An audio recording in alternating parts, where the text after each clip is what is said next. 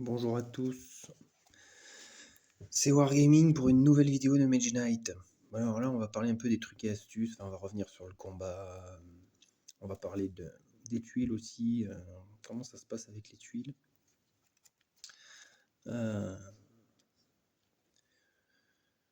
Alors déjà, donc les tuiles, si je prends par exemple la conquête solo de base, hein, en 6 manches, on va prendre celle en 6 manches, on a 7 ou 8 tuiles campagne, je ne sais plus. Je vérifie ça vite fait. Voilà, on a cette tuile campagne, donc si je prends les tuiles, vous savez, elles se mettent comme ça. Bon, à savoir que quand c'est en mode pyramide, hein, quand vous prenez la face A pour le départ, c'est-à-dire que la map est en pyramide, il faut savoir que vous ne pouvez pas mettre de tuiles royaume sur le littoral. Souvent, les gens ils oublient ça. En fait, on croit que c'est un nerf, mais en fait, ça peut être un avantage. Ça vous évite que vos tuiles royaume à la fin soient beaucoup trop éloignées. Autre chose, si par exemple je mets celle-là là, et celle-là là, voilà, c'est les tuiles de départ. La meilleure façon d'explorer, c'est par exemple si votre héros, si je prends un héros là, un Mage Knight plutôt, et que je le mets là, là vous n'avez qu'un seul choix d'exploration par exemple. C'est-à-dire ici. Vous voyez? Hop, vous explorez là. Bon, si vous êtes ici, l'avantage c'est que vous pouvez explorer, enfin je veux dire ici, pardon. En gros, pour la meilleure façon d'explorer, par exemple à la fin d'une manche, une fois que vous avez gambadé dans la pampa, là, le mieux c'est de vous retrouver ici, parce que là vous allez pouvoir explorer le littoral. Hein, je me trompe encore, désolé, c'est ici, sur la forteresse. Mais imaginons que vous avez pris la forteresse. Ce qui est bien, c'est qu'ici vous pouvez d'un seul coup explorer 2 tuiles. 2 points de mouvement, vous explorez là, 2 autres points de mouvement, vous explorez ici, vous voyez. Ça c'est une astuce. Quand vous avez décidé d'explorer, au lieu de vous mettre là ou là, vous voyez, ou là, bah, le mieux c'est de se mettre aux extrémités, là ou là. Bon là c'est un lac, mais ce qui fait c'est que vous pouvez donc explorer 2 tuiles à la fois. Voilà, comme ça vous pouvez continuer. Une fois c'est pareil, une fois que vous avez un peu gambadé dans ces 2 tuiles là, hop, vous revenez ici au niveau du. Non, ici au niveau de la forêt. Et là c'est pareil, vous allez pouvoir explorer 2 autres tuiles. Vous voyez? Pouf. Non, c'est le monastère, je me suis trompé décidément. Hop, une tuile là. Et une tuile là. Vous voyez? Et là, vous avez déjà 1, 2, 3, 4, 5, 6 tuiles explorées. Vous n'avez plus qu'à en explorer une, on va dire, ici. Hein. Vous voyez, paf. Elle se met comme ça. Donc vous êtes allé par là, voilà, par exemple. Et ce qui fait, c'est qu'après, les tuiles royaume, c'est bien, c'est que le littoral ici, bah, en fait, il est là, vous voyez, en fait, il est loin, le deuxième littoral. Si vous avez avancé comme ça pendant la game, et vous n'avez plus qu'à mettre vos tuiles royaume, elles peuvent se retrouver ici. Ensuite, quand vous en avez placé une là, bah, vous pouvez mettre une autre tuile royaume ici, etc. Et redescendre, en fait, vous voyez, faire un arc de cercle et redescendre jusqu'ici. Et là, le littoral, vous voyez, il est ici. Donc il est loin de vos tuiles royaume, et vos tuiles royaume, elles s'empilent au même endroit, et la quatrième tuile, vous la mettez au choix, ou ici, ou là-bas, ou là, vous voyez. Ça a l'air de rien, mais c'est quand même un point à prendre en compte. Alors on n'a pas tout le temps le choix, hein, bien sûr, mais disons que moi c'est ce que je préconise de faire, c'est certainement une des meilleures façons d'explorer les tuiles. Et ça vous fait gagner beaucoup de temps en fait.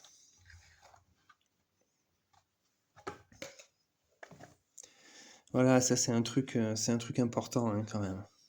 C'est la meilleure façon d'explorer les tuiles royaume, c'est de se retrouver à un endroit où on peut explorer 2 tuiles à la fois, et en général, c'est ou cette case-là sur une tuile, vous voyez, ou cette case-là. Là, vous avez 2 choix, ici, ici, et vous pouvez explorer les deux, là c'est pareil, celle-là et éventuellement une autre ici. Voilà. On va enlever toutes ces tuiles, voilà, ça c'était pour l'exploration et la forme. Alors vous n'avez pas ce problème quand vous jouez avec la face B. Voilà, là il y a moins de restrictions. Voilà, alors ça se met comment déjà? En face B, ça se met comme ceci, voilà, pouf pouf pouf.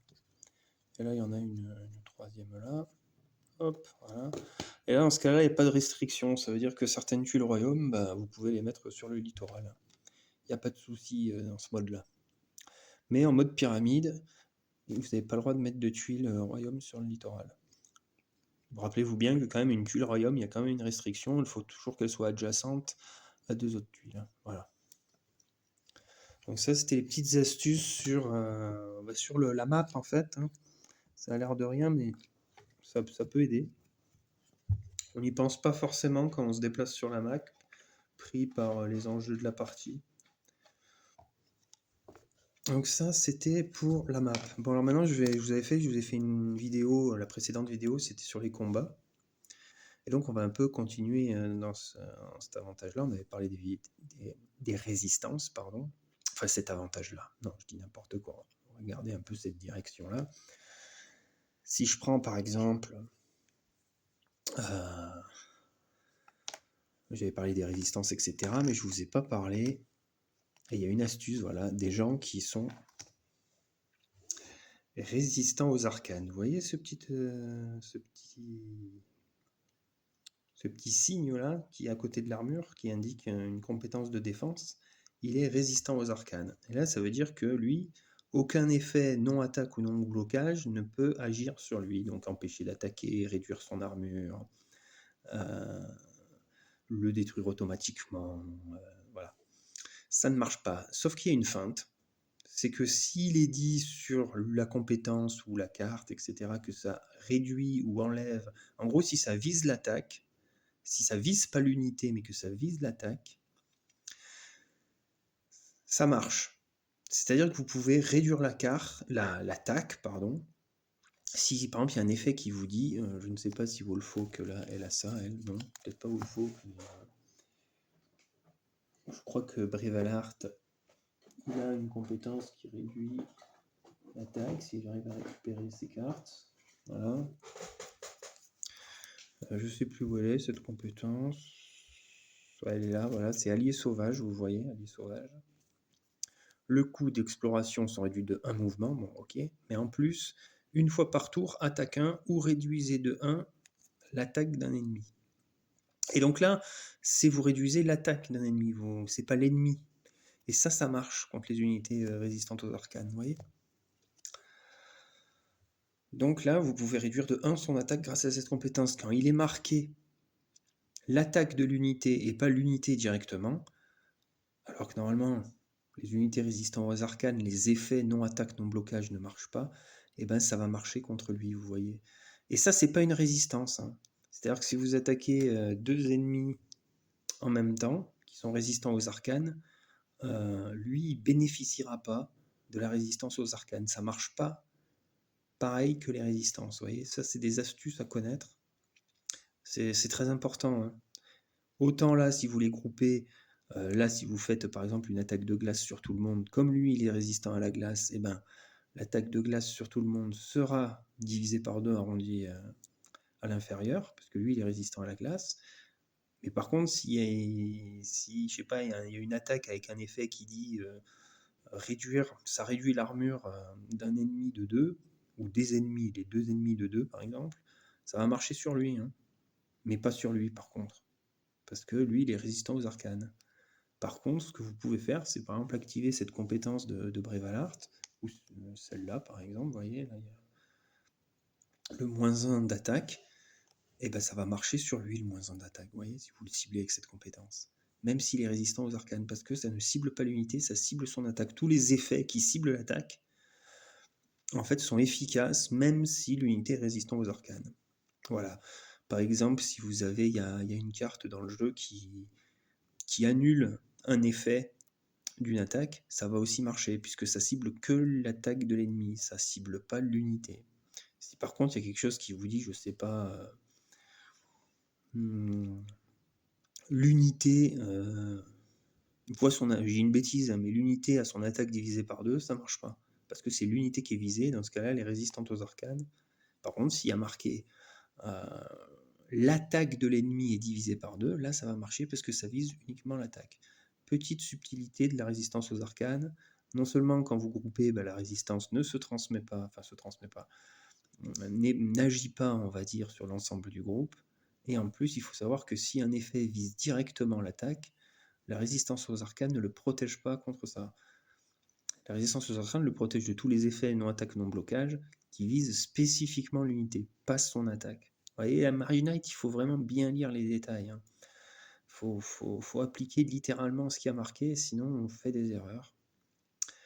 Sinon, je vous dis toujours, pour plus d'éclaircissement, dans Mage Knight, il faut se référer à la fac non officielle, mais bon, elle est quasi officielle en fait, cette fac, de plus de 130 pages que vous trouvez sur BGG. Hein, vous marquez Mage Knight Compendium sur internet BGG, vous allez tomber dessus, et ça devrait éclaircir, bon c'est en anglais, mais ça devrait éclaircir tous les points obscurs que vous pouvez rencontrer dans ce jeu.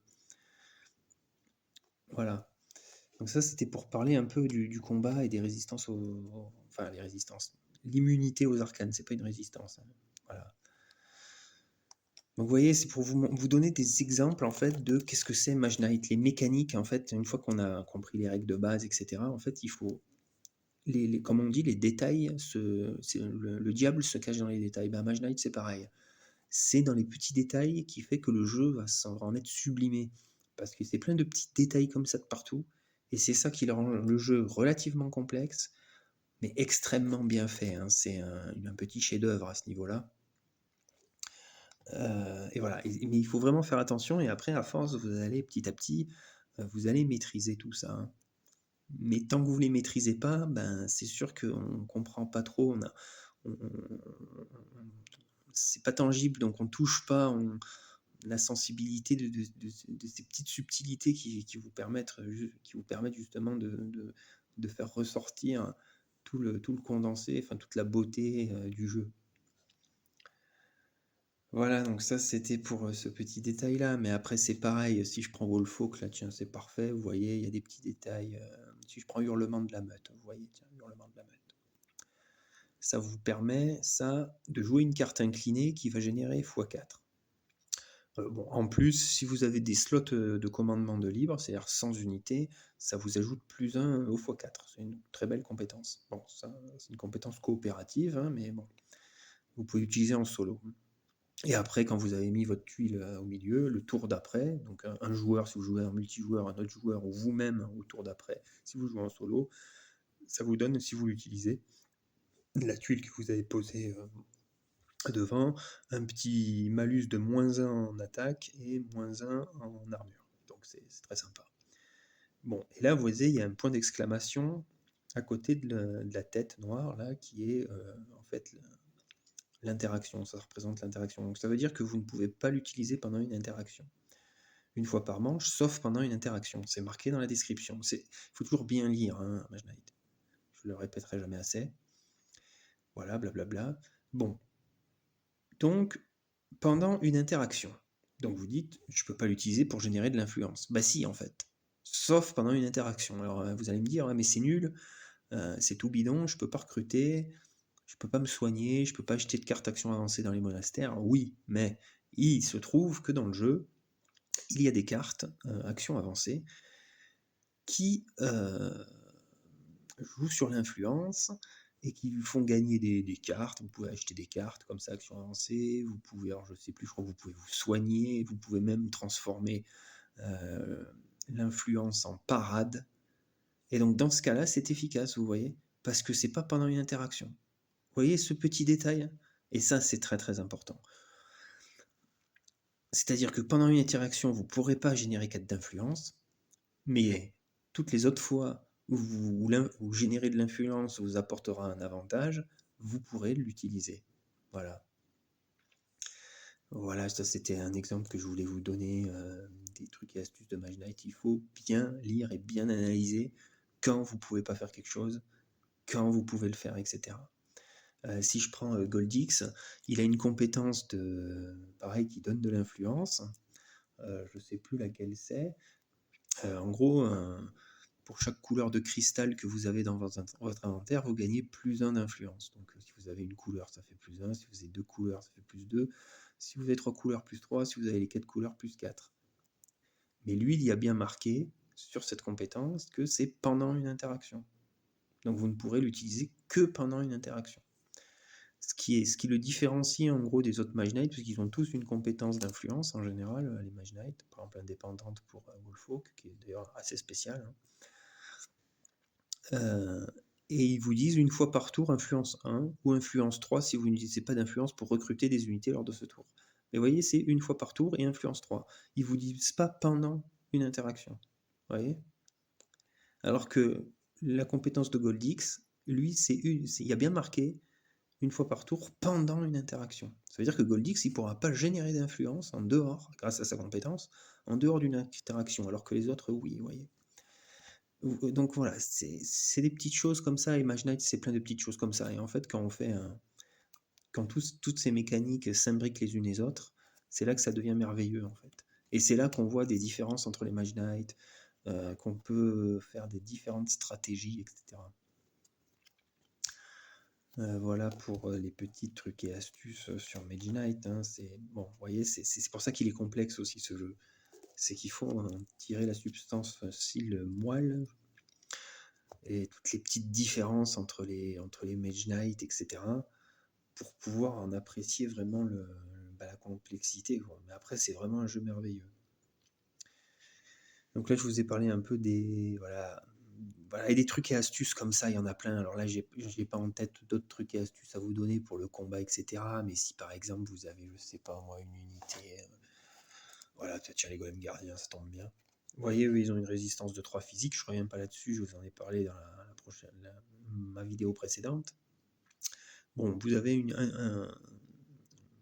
un ennemi qui vous attaque avec 4 d'attaque. Je sais pas, j'en prends au hasard. Non, ben lui, c'est un mauvais exemple, pas de chance. Non, très mauvais exemple. Ben voilà, lui.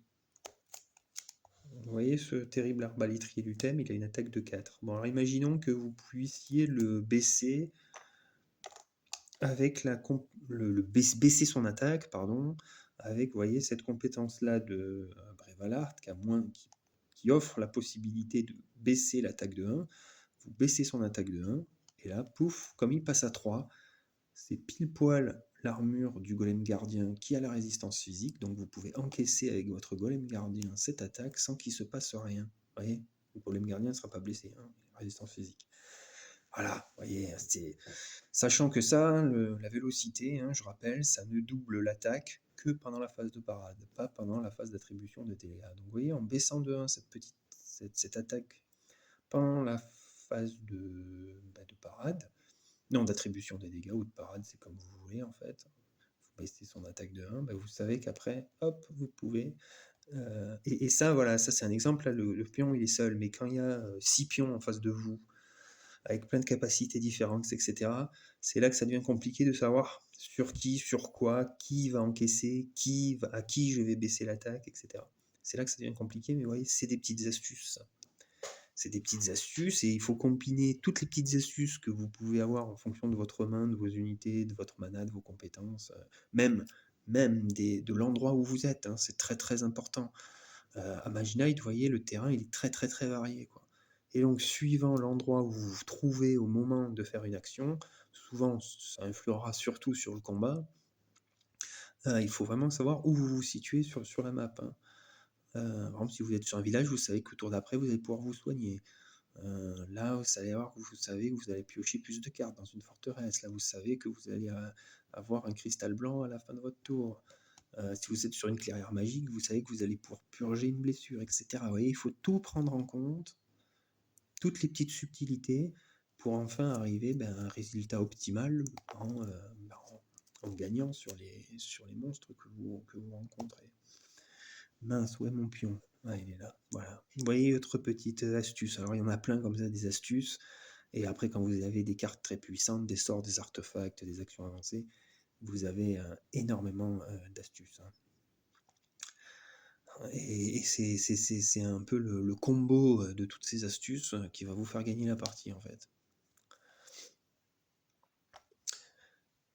Et oui, donc là, je vais revenir un peu sur les tuiles. Je le dirai jamais assez, mais vraiment bien analyser le terrain. Parce que ce qui est merveilleux à Mage Knight, c'est que c'est pas un dungeon, enfin, là, c'est plutôt un land crawler. Enfin, c'est un peu tout mélangé, Mage Knight, comme jeu. Mais ce qui est merveilleux, c'est quand même qu'il y a un terrain, quoi. C'est très dur de se déplacer sur la map, hein. Donc c'est vraiment à prendre en compte, et pour les combats, et des fois c'est valable même pour certains Mage Knight, c'est encore plus important que d'autres, de savoir où, sur quelle case vous êtes au moment de lancer un combat. C'est très important, hein. Si je prends des tuiles royaume par exemple, bon alors là, plutôt les villes hein, en général. Bon là, il n'y a pas vraiment, bon si, il y a quand même le monastère, mais il n'y a pas d'ennemis errants autour. Bon, il n'y a pas vraiment d'avantage. Bon là, si, vous voyez, il y a la mine bleue, quoi, pour affronter le dragon, ou la forteresse, hein. C'est mieux d'être là ou là que sur les autres espaces, on va dire, pour affronter le dragon. C'est très très important. Et les villes, souvent, les villes, il y a toujours une case qui est plus intéressante pour attaquer la ville. Ça peut être une clairière magique, un village, un monastère, une forteresse, vous voyez, qui vous donne une mine, qui vous donne un petit bonus, quoi. C'est-à-dire que si vous attaquez la ville et que vous êtes repoussé, ben, vous êtes toujours sur la case qui vous donne des bonus, quoi. Donc c'est voilà. Vous voyez, c'est plein de petites astuces comme ça, Mage Knight. Donc voilà pour les trucs et astuces. Je sais pas si j'ai vraiment d'autres astuces à vous donner, mais il y a des cartes avec lesquelles il faut apprendre à jouer, comme les cartes qui font tourner votre deck. Mage Knight, le deck, en général, il a tendance à grossir et on détruit pas des cartes. Bon, avec le temps, j'ai appris à jouer avec. Il y a une carte action avancée et un sort qui fait ça, je crois. Et il y a des cartes qui permettent de détruire des cartes aussi pour des effets puissants. Il faut apprendre à jouer avec, hein, comme ça va vraiment. Il y a des moments où vous allez pouvoir sacrifier des cartes pour en récupérer d'autres, ou sacrifier des cartes pour obtenir des bonus beaucoup plus forts. C'est la partie, on va dire, c'est le level supérieur à Mage Knight, quoi. Comment faire tourner son deck en sacrifiant des cartes.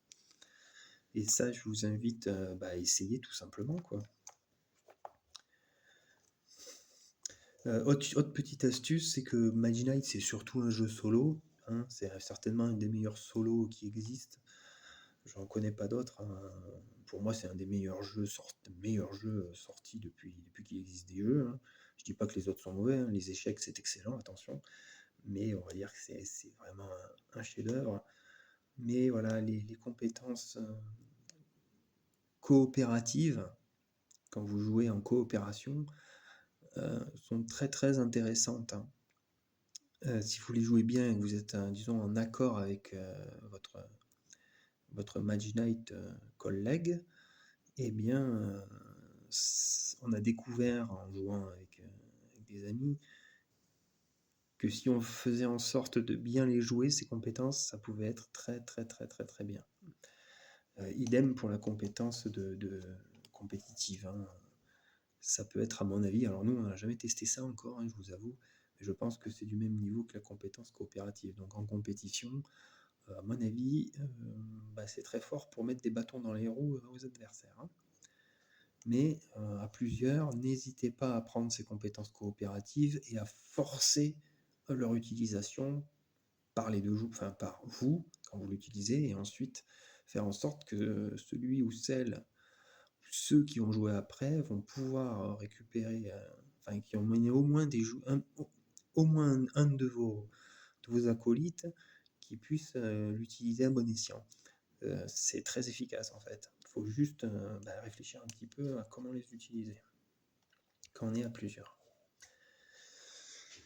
Voilà. Vous voyez, donc c'est plein d'astuces, hein. Qu'est-ce que je pourrais vous donner encore comme astuce? Bon, après, voilà, après, ça sera à vous de découvrir tout ça, hein. Des astuces, il y en a plein. Chaque partie, c'est jamais la même, donc vous allez avoir des nouvelles astuces. Vous allez avoir pas mal de choses à découvrir, en fait, tout simplement. Je ne vais pas tout vous montrer non plus.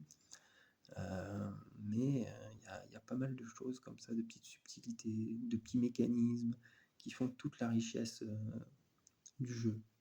Et qui en plus, justement, subtilement, fait des différences entre les différents Mage Knight, fait des différences entre les scénarios, etc. Voilà. Alors maintenant, je vais parler de la longévité du jeu. Comment améliorer sa longévité. Alors déjà, pour les gens qui n'arrivent pas à gagner leur première partie, la première chose à faire, c'est de baisser, vous voyez, là j'ai une cité magnifique, la cité bleue. Vous voyez ici, là il y a le petit encart, alors là elle est niveau 6, hein, là. C'est bizarre, l'auto-zoom ne marche pas, bon, c'est pas grave, donc là vous voyez les niveaux 6. Bon, si vous voyez que vous n'y arrivez pas, bon, la première chose à faire c'est de modifier le jeu, parce que Mage Knight en plus vous pouvez modifier le jeu, c'est ça qui est génial. Vous l'avez fait passer niveau 4, ça sera beaucoup plus simple. Une fois que vous avez vaincu, bah, vous revenez au niveau originel, vous voyez. Donc déjà en plus le jeu il est modulable, ça aussi c'est une astuce, ouais ça me prend trop la tête, c'est trop dur, bah, je baisse un peu le niveau des cités de 1 ou 2 niveaux, ça sera déjà beaucoup plus simple.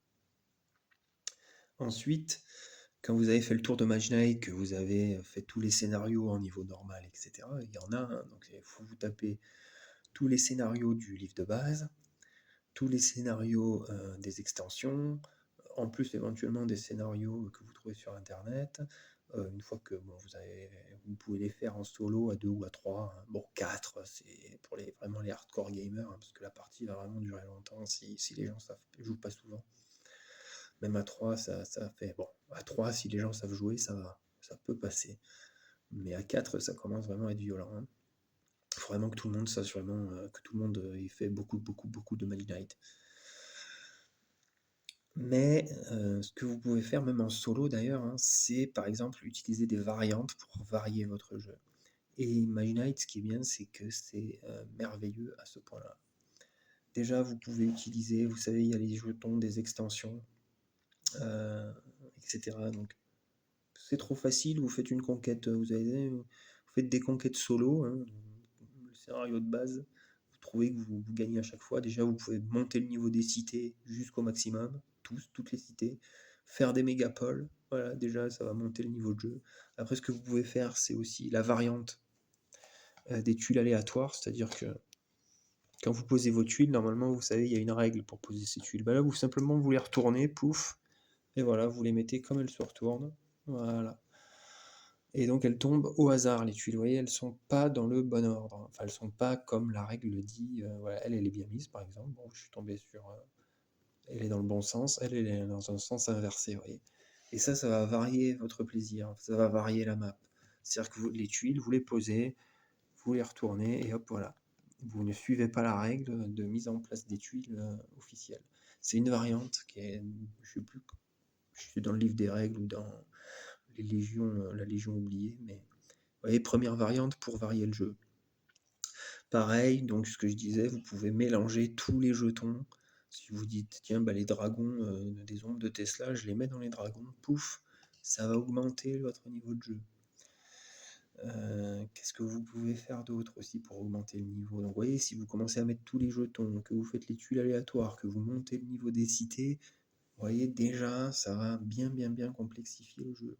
Après, pour continuer à complexifier le jeu, imaginons que vous ayez mélangé tous les jetons ensemble, vous pouvez décider que les ennemis errants des ombres de Tesla, quand par hasard il y en a un sur la map, on va dire que les élémentalistes ils ont la règle embuscade et les sombres croisés ils ont la règle poursuite. Vous voyez, donc là vous avez d'un seul coup, si par exemple vous avez un orc là, lui l'orc il aura les règles normales, lui il aura les règles embuscade, et lui il aura la règle poursuite. Vous voyez, ça va immédiatement complexifier et augmenter le niveau du jeu, surtout la règle de poursuite et l'embuscade.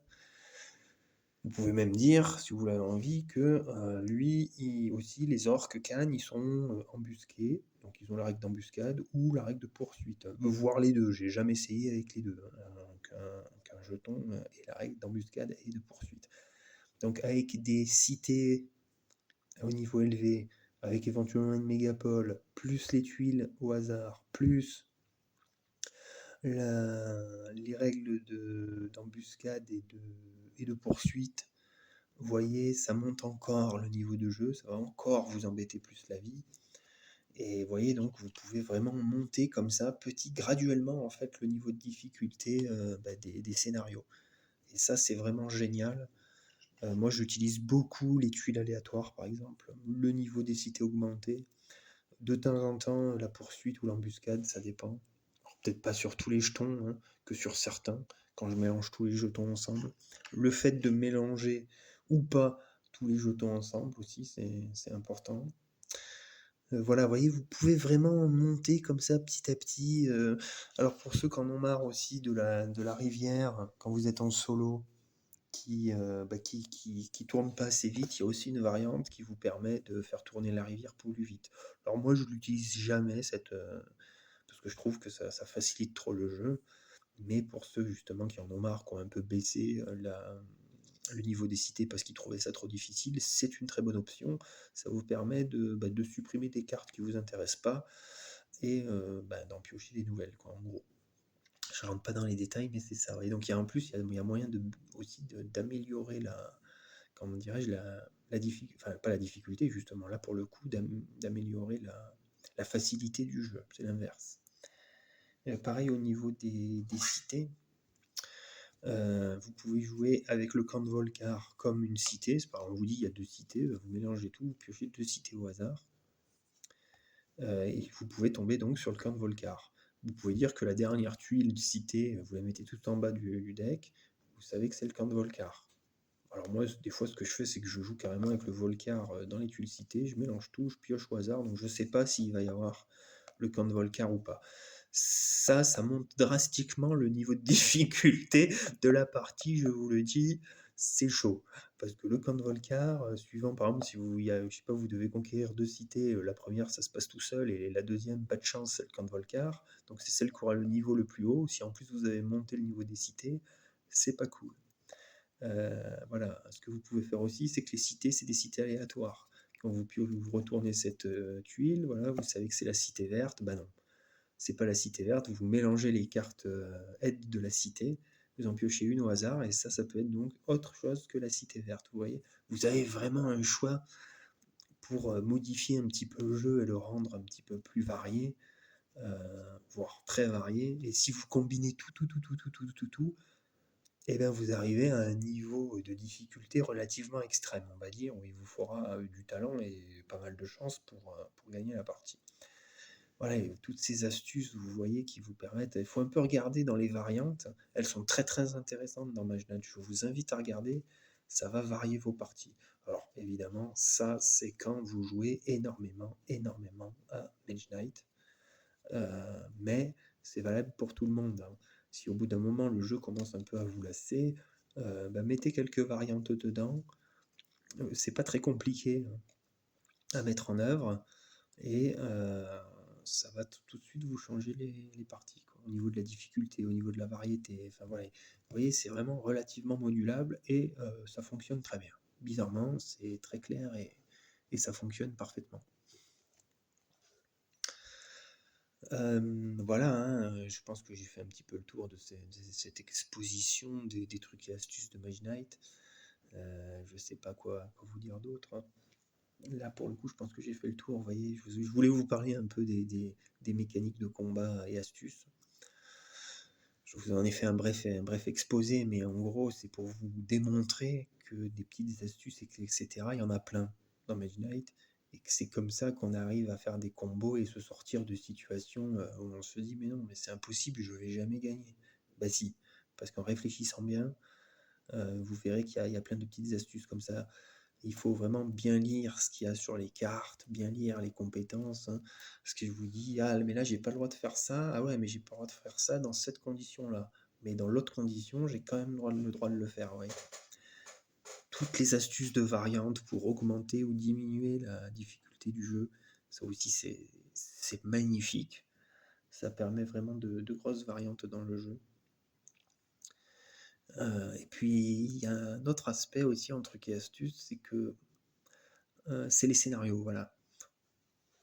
D'ailleurs, c'est une difficulté en plus, c'est-à-dire que chaque scénario a ses petites règles personnalisées. Ça, c'est un peu un défaut, je dirais. Enfin, c'est un défaut.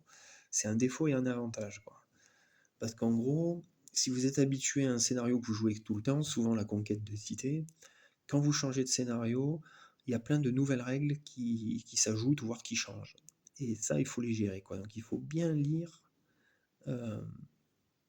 tous les détails d'un scénario, voire revenir souvent dessus, parce qu'on oublie. pour savoir qu'est-ce qui se passe dans ce scénario-là. Ça donne une énorme variété, au scénario. Par contre, on a tendance à oublier qu'on n'est pas dans une conquête, puis par exemple, vous avez joué 10 fois d'affilée, la conquête de cité. Vous commencez à faire les scénarios des ombres de Tesla, par exemple, ou la libération des mines, etc. Ça va pas exactement se passer, ou un Dungeons Lord, ça va pas exactement se passer pareil. Les règles du scénario sont pas les mêmes. Et ça, c'est un petit peu difficile, j'ai remarqué. On se dit, ah oui, non, mais dans ce scénario-là, ah oui, les monstres errants, ils fonctionnent comme ça, mais c'est différent que la conquête de cité, vous voyez. Voilà. Donc toujours bien, bah, il faut un peu avoir le livre sur les genoux, hein, pour jeter un œil de temps en temps quand on a un doute. C'est pour ça que ça prend du temps, Mage Knight, parce que c'est plein de détails comme ça. C'est pas vraiment que c'est hyper compliqué, mais comme c'est plein de détails, on a tendance à en oublier. C'est comme c'est génial. On a plein de sites d'aventure différents, etc., plein de trucs à visiter, mais chacun est géré par un corpus de règles différents. Il n'y en a pas un qui est pareil, quoi. Ils se ressemblent pas, quoi. C'est voilà. Donc entre tout, puis il y a le jour, la nuit, etc. Vous voyez, c'est extrêmement varié, mais en contrepartie, non seulement le jeu est déjà varié de base, mais en plus à chaque scénario, vous allez avoir des règles qui se rajoutent pour le scénario. Volcar, c'est pareil. Pour les avatars de Tesla, là, quand vous attaquez, vous faites les scénarios, les ombres de Tesla, où il y a les avatars de Tesla, là, eux, ils fonctionnent, c'est des boss, mais ils fonctionnent pas comme Volcar, par exemple. Pas pareil du tout. Ils ont rien à voir. Donc, et puis il y a des règles pour les poursuivants. Il y en a un, il y a une règle sur la poursuite. Il y en a un autre, il y a les règles sur les embuscades. Le troisième, il y a les deux avatars de Tesla qui fonctionnent très très spécifiquement d'ailleurs, les avatars de Tesla dans un combat. Et vous avez des monstres, mais qui n'ont ni la règle de poursuite ni la règle d'embuscade, voyez, alors que ce sont les mêmes jetons ennemis. Donc vous voyez, le scénario va vraiment rajouter à chaque fois des règles supplémentaires qu'il va falloir assimiler si vous voulez pas faire d'erreur pendant la partie. Ça a un avantage, c'est que ça apporte plein de nouvelles choses et d'autres façons de combattre, d'autres façons d'évoluer dans le jeu, mais en contrepartie, c'est un peu un casse-tête, quoi. Et on a tendance à oublier une bonne partie des règles. Voilà, voilà, voilà.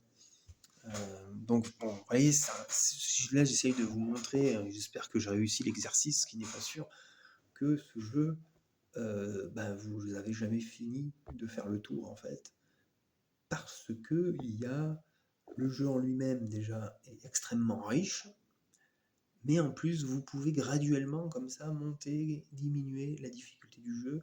Les scénarios apportent aussi leur lot de spécificité. Euh, Chaque scénario est en général très différent les uns des autres, même si le jeu reste le même, ce qui vous apporte une magnifique rejouabilité incroyable. Euh, et toutes ces petites astuces qu'il y a dans le jeu, etc., vous pouvez découvrir des choses dans Mage Knight dont vous ne soupçonnez pas l'existence. Vous dites, ah, mais ça, je peux le faire à cet endroit-là et tout, ah, mais c'est génial. Et en fait, une fois que vous savez ces petites astuces, vous allez vous diriger sur la map autrement. Par exemple, je sais pas, avec Brevalard, vous allez plutôt rentrer dans des donjons euh, sur une case où il est difficile de se déplacer parce qu'il a une carte justement qui lui permet de faire des parades en fonction du coup de mouvement de la case, vous voyez. Bon, voilà, donc personne personne va jouer de la même façon à ce jeu. Et plus vous connaissez, plus vous avez approfondi votre connaissance des mécaniques de Mage Knight, et plus vous allez vous rendre compte que ce jeu est extraordinaire.